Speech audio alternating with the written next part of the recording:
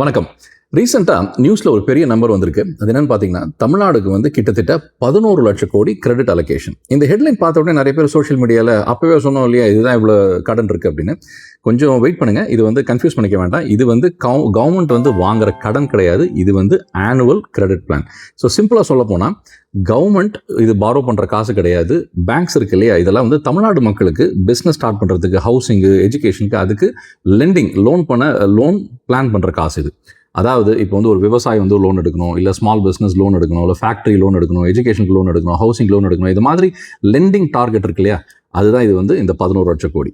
ஆனால் இந்த கேஷ் வந்து ஆல்ரெடி டிஸ்ட்ரிபியூட் பண்ணிட்டாங்கன்னு அர்த்தம் கிடையாது. இது வந்து எப்படின்னா ஒரு லெண்டிங் ரோட் மேப். ஸோ இப்போ எலிஜிபிள் பாரோவர்ஸ், இப்போ உங்ககிட்ட வந்து நீங்கள் வந்து ஒரு பிஸ்னஸ்க்கு நீங்கள் ஆரம்பிக்கிறீங்க, உங்ககிட்ட வந்து கரெக்டான கிரெடிட் இதெல்லாம் இருக்குன்னு வச்சுக்கோங்களேன். இப்போ டிமாண்ட் இருக்குன்னா இந்த பேங்க்ஸில் என்ன பண்ணுவாங்கன்னா, இந்த அமௌண்ட் ரேஞ்சுக்குள்ளே, இந்த டார்கெட்டுக்குள்ளே இந்த வருஷத்துக்கு இதை செட் பண்ணுவாங்க. ஸோ இப்போ கொஸ்டின் என்னன்னா, இது வந்து ஏன் இம்பார்ட்டன்ட்?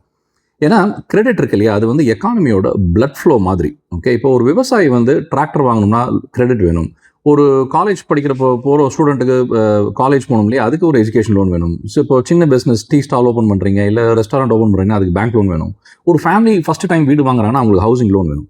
இதனால தான் வந்து இந்த கிரெடிட் இன்க்ரீஸ் இது ஆகுதுன்னா அதுக்கு என்ன மீனிங்னா, எக்கானமி வந்து it's going in the right direction.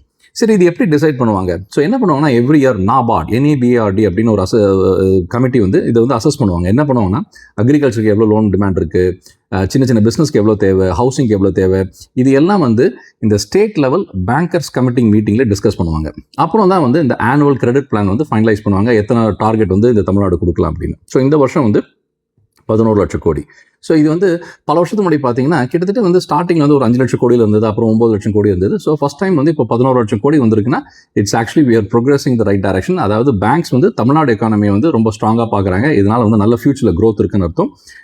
அதே மாதிரி இப்போ வந்து இது எப்படி நான் இதை பார்க்குறேன்னா, இப்போது புதுசாக வந்திருக்க சீஃப் மினிஸ்டர் விஜய் வந்து அவர் டிவிகே மேனிஃபெஸ்டோ சரி, அதே மாதிரி நேற்று ஒரு நேற்று நரேந்திர மோடியை பார்க்கும்போது என்ன சொல்லியிருக்காருன்னா, India should go Tamil Nadu should be targeting $1 trillion economy by 2036. இதெல்லாம் வந்து நல்ல டார்கெட்ஸ். ஸோ இதெல்லாம் வந்து it's a healthy sign that Tamil Nadu economy is doing good. So பார்ப்போம், இது நம்ம வந்து இன்னும் எப்படி இந்த வருஷம்லாம் டெவலப் ஆகுது, அடுத்த 5 வருஷம் டெவலப் ஆகுதுன்னு பார்ப்போம். பட் இது ஒரு நல்ல நியூஸ். மறுபடியும் கன்ஃபியூஸ் பண்ணிக்காதீங்க, தமிழ்நாடு கடன் வாங்கலை, இது வந்து credit allocation for citizens like us போய் ஒரு புது பிஸ்னஸ்லாம் ஸ்டார்ட் பண்ணுறதுக்கு லோனில் வாங்குறதுக்கு.